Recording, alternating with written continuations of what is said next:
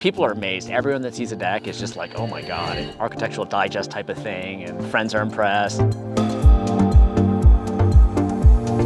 So originally it was like a wooden deck. The previous owners, before they sold, they just threw some composite on top of it. When the boards underneath started bending, some of the boards were coming up and the steps were a little shallow, and we wanted a new deck. Really didn't have a plan in mind, but I definitely needed, to tear up all those boards and do something to fix the deck, because boards were coming up here and there.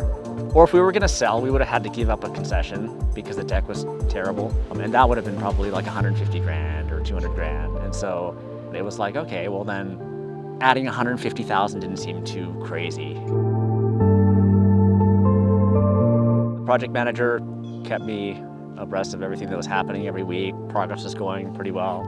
From the frame to up to the boards being put down, that was exceptionally fast. And I added on quite a few things. We added the doors, we added the rainless underneath.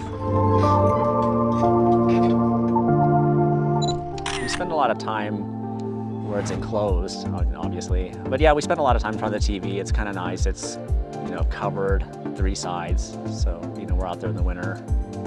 And even in the summer, it's nice. We were smoking cigars in the garage in the winter, so it's like a massive upgrade. Still want to move, but wherever we go, we're gonna have another fancy deck. Now that we've been through the process, it's, we can't not have one. In the end, I'm happy, perfectly pleased with everything.